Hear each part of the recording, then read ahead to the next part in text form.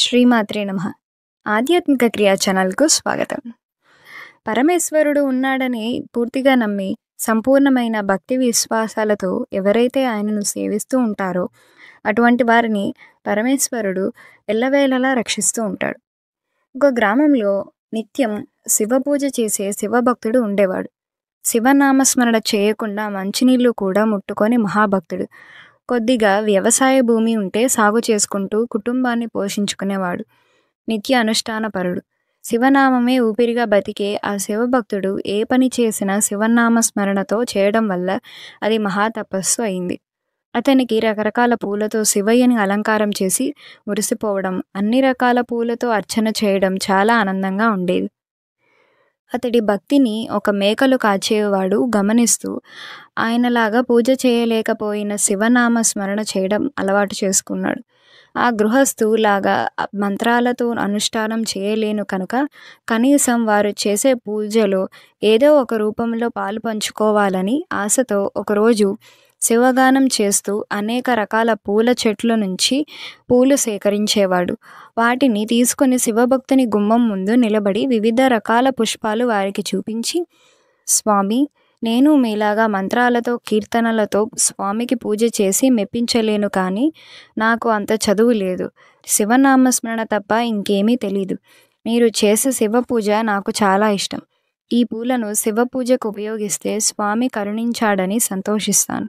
మీరు అనుమతిస్తే ప్రతిరోజు మీ పూజకు పువ్వులు సేకరించి సేవ చేసుకుంటానని వేడుకున్నాడు.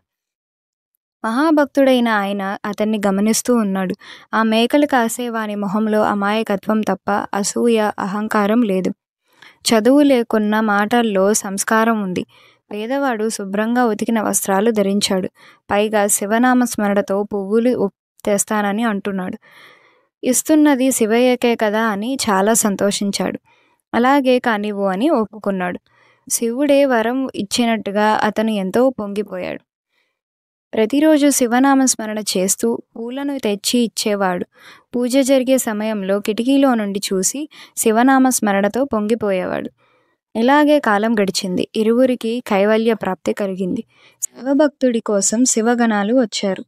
ఆ మేకలు కాసుకునే వాని కోసం శివుడు పూల పల్లకిని పంపించాడు.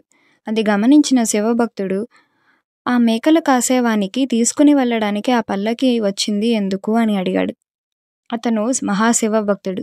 శివనామ స్మరణతో ప్రతినిత్యం నామస్మరణం చేస్తూ ఒక మహాశివభక్తుడు చేసే శివ పూజకు భక్తిగా పూలు సమర్పించేవాడు. అతను భక్తికి సేకరించే సమయంలోనే ఆ పూలు శివపాదాలు చెంతకు చేరేవి. అతని భక్తికి మెచ్చి అతను ఒక భక్తుడికి మంచి మనస్సుతో సహాయం చేయడం వల్ల తన కర్మల నుండి విముక్తి కలిగే ఆ శివయ్య పూల పల్లకిని పంపించాడు. ఆ శివభక్తుడికి ఆశ్చర్యంతో పాటు నిస్వార్థమైన సేవకు దక్కిన ఫలితాన్ని చూసి ఆనందపడ్డాడు. శివగణాలతో వెళ్ళిన శివభక్తుని కన్నా ముందే పుష్ప పల్లకిలో ఆ మేకలు కాసేవాడు శివ సన్నిధిని చేరుకున్నాడు. ఇక్కడ మనం గమనించవలసింది ఏమిటంటే, భగవంతుడు చూసేది నిష్కల్పమైన మనసు, అలాంటి భక్తి మాత్రమే, ఆడంబరాలు కాదు. అందువల్ల పూజ చేయడానికి తగిన ఆర్థిక బలం లేదు అనుకునేవారు కనీసం మనసులో అయినా పరిపూర్ణంగా ఆ పరమేశ్వరుణ్ణి పూజించినట్లయితే ఆయన తప్పకుండా మన పూజను స్వీకరిస్తారు. ఇలాంటి మరెన్నో విషయాలను తెలుసుకోవడానికి మా ఆధ్యాత్మిక క్రియా ఛానల్ను సబ్స్క్రైబ్ చేసుకోండి. నచ్చితే లైక్ చేయండి, షేర్ చేయండి. స్వస్తి.